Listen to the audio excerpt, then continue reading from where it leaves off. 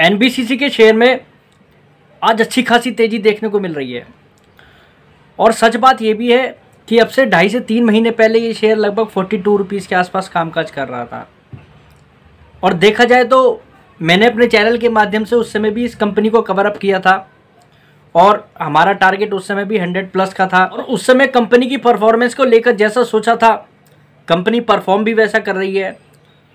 और अब तो टीवी चैनलों पर भी देखा जाए तो शेयर को लेकर काफ़ी कुछ पॉजिटिव बताया जा रहा है। अब बात यह है कि शेयर 70 रुपीज़ के आसपास आ चुका है और 42 रुपीज़ से देखा जाए तो लगभग 65% की तेज़ी दिखा चुका है 3 महीने के अंदर। अब लोगों के मन में ख्याल ये होगा कि 70 रुपीज़ के आसपास लें या ना लें। और जिन लोगों ने लोअर लेवल पर लिया है, आज से 3 महीने पहले शेयर को ख़रीदा है, तो उनके मन में ये ख्याल जरूर आ रहा होगा कि इतनी बड़ी रैली के बाद क्या इस शेयर को बेसलेस में पार्शली प्रॉफिट बुक कर लें या भी होल्ड करना है तो 100 रुपये के टारगेट के लिए ही करना है या और भी टारगेट आने वाले समय में इसमें देखने को मिल सकते हैं। तो आज ये वीडियो बनाने का कारण एक ही है, इस कंपनी को लेकर, इसके फ्यूचर को लेकर एट प्रेजेंट कंपनी किस स्थिति में है, इस फाइनेंशियल ईयर के अंदर कंपनी कितना प्रॉफिट दिखा सकती है और देखा जाए तो इसकी जो री रेटिंग हो रही है वो किस बेसिस पर हो रही है और आने वाले समय में ये री रेटिंग इसको कहाँ तक ले जा सकती है। ये सभी बातें आज मैं आपके साथ इस वीडियो के माध्यम से करूँगा, क्योंकि एट प्रेजेंट कंपनी अगर देखी जाए तो अपने गोल्डन पीरियड में चल रही है, ऐसा आप कह सकते हैं कंपनी को लेकर। तो चलिए वीडियो को स्टार्ट करते हैं। एनबीसीसी एक सरकारी कंपनी है, ये तो आप सभी लोग जानते हैं, और ये कंपनी एक डेट फ्री कंपनी है। साथ ही साथ अगर इस कंपनी के बिजनेस मॉडल की बात करें तो कंपनी का जो बिजनेस मॉडल है वो एसेट लाइट बिजनेस मॉडल है, तो ये भी कंपनी को लेकर काफ़ी पॉजिटिव है।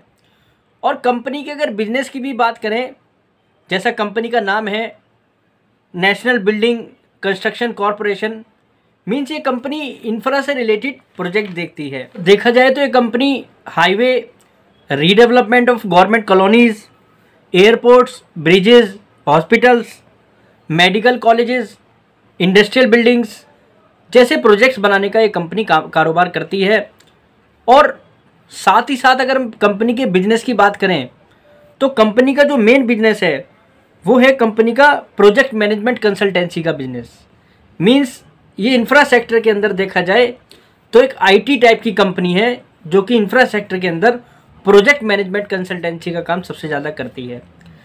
कंपनी का 92% रेवेन्यू पीएमसी के माध्यम से आता है और 5 से 6% रेवेन्यू कंपनी को ईपीसी के माध्यम से भी आता है। तो इस कारण से ये कंपनी एक एसेट लाइट बिजनेस मॉडल के तहत काम करती है और डेट फ्री भी है। कंपनी के लिए एक पॉजिटिव चीज़ ये भी है कि जिस तरीके से इंफ्रा सेक्टर के अंदर तेजी है तो कंपनी की ऑर्डर बुक इस समय देखा जाए तो 56,000 करोड़ के आसपास की है, जिसके तहत अगर आप एट प्रेजेंट कंपनी के रेवेन्यू के हिसाब से कंपैरिजन करके देखें तो कंपनी के पास अगले 5-6 साल का बिजनेस यहाँ पर इजीली दिखाई दे रहा है। तो कंपनी का रेवेन्यू के हिसाब से कंपनी की ऑर्डर बुक काफ़ी बड़ी है। फिर एट परसेंट की सिचुएशन में अगर हम बात करें तो इस कंपनी के लिए पॉजिटिव ये भी हो रहा है कि कंपनी के डेटर डेज अब दिन पे दिन रिड्यूस होते जा रहे हैं। मीन्स कंपनी अच्छी जल्दी बिलिंग कर रही है और कंपनी को पैसा भी बाजार से जल्दी आ रहा है। कंपनी का आरओसी ही काफ़ी अच्छा है अगर देखा जाए इस समय एट प्रेजेंट भी। फिर हम सेल्स ग्रोथ की भी बात करें तो ये कंपनी 10 ईयर के हिसाब से भी देखें तो 8% के करीब कंपनी की सेल्स ग्रोथ रही है। तो कंपनी एक लॉन्ग टर्म परफॉर्मर भी है। प्रॉफिट की भी बात करें तो ये कंपनी का यही ट्रेंड रहा है, कंपनी के अंदर प्रॉफिट भी रेगुलर ग्रो हुआ है। 10 ईयर बेसिस पर 5% कंपनी का प्रॉफिट ग्रो हुआ है और पिछले 3 साल से देखें तो कंपनी के प्रॉफिट में काफ़ी अच्छा उछाल देखा गया है। इस कंपनी की अगर एवरेज रिटर्न ऑन इक्विटी भी देखें हम 10 ईयर के हिसाब से तो वो भी डबल डिजिट में है और एट प्रेजेंट भी कंपनी की return on equity double digit में है। तो इट मीन्स ये है कि कंपनी रेगुलर प्रॉफिट में भी रही है। अब हम बात करना चाहते हैं इस कंपनी के अंदर जिस हिसाब से कंपनी परफॉर्म कर रही है उस हिसाब से इस कंपनी का शेयर प्राइस इस फाइनेंशियल ईयर के अंदर या आने वाले 6 महीने के अंदर कहां तक जा सकता है। पिछली तेजी तो हो गई कंपनी के अंदर, अब अगली तेजी इस कंपनी के अंदर कहां तक आ सकती है। अब उसका निकालने के लिए, उसका प्राइस निकालने के लिए हमें कुछ चीज़ों को यहाँ पर समझना होगा। सबसे पहला आप ये समझिए कि इस कंपनी की पिछले साल की जो परफॉर्मेंस रही है, कंपनी उससे इस साल बढ़िया करेगी या नहीं करेगी। सबसे पहला तो हमें जवाब कंपनी के अंदर ये देखना है। पिछले फाइनेंशियल ईयर के अंदर इस कंपनी ने लगभग 6,736 करोड़ रुपए का रेवेन्यू किया था और 231 करोड़ रुपीस का कंपनी का प्रॉफिट था, नेट प्रॉफिट, और ईपीएस 1.28 रुपीस का। अब हम इस साल के अगर Q1 क्वार्टर की बात करें तो कंपनी ने पिछले साल के Q1 क्वार्टर से ज़्यादा तो रेवेन्यू किया है और प्रॉफिट भी ज़्यादा किया है। फिर कंपनी की अगर प्रॉफिट आफ्टर टैक्स मार्जिन की भी बात करें तो इस Q1 क्वार्टर के अंदर कंपनी का प्रॉफिट आफ्टर टैक्स मार्जिन भी सुधरा है पिछले साल के मुकाबले। तो इन सब चीज़ों का क्या इम्पैक्ट आता हुआ दिखाई दे रहा है पूरे फाइनेंशियल ईयर के आधार पर, अब आप वो सुनिए। इस फाइनेंशियल ईयर के अंदर ये कंपनी 7,200 करोड़ रुपए का रेवेन्यू करती हुई दिखाई दे रही है, जिस हिसाब से कंपनी परफॉर्म कर रही है और जिस हिसाब से इस कंपनी ने पास्ट में ग्रोथ की है सेल्स पर, और सेम ट्रेंड कंपनी के प्रॉफिट में दिखाई देता है। फिर कंपनी का मार्जिन भी सुधर रहा है। तो उस हिसाब से ये कंपनी इस फाइनेंशियल ईयर के अंदर लगभग 360 करोड़ रुपीस के आसपास का प्रॉफिट बनाते हुए दिखाई दे रही है। और पिछले साल कंपनी का प्रॉफिट कितना था? 231 करोड़ रुपीस का। मतलब कंपनी का ईपीएस इस फाइनेंशियल ईयर के अंदर 2 रुपए के आसपास दिखाई दे रहा है। 2 रुपीस का ईपीएस कंपनी का होता हुआ दिखाई दे रहा है। तो कंपनी की बुक वैल्यू इस फाइनेंशियल ईयर के अंदर लगभग 12 रुपीस के आसपास दिखाई दे रही है और ईपीएस 2 रुपीस के आसपास। तो आप लगा लीजिए कंपनी की रिटर्न ऑन इक्विटी कहां पर जाती हुई दिखाई दे रही है? 17% के आसपास। कंपनी का मार्जिन भी सुधर रहा है, प्रॉफिट भी सुधर रहा है, सेल भी सुधर रही है और कंपनी का return on equity double digit में मेंटेन दिखाई दे रहा है।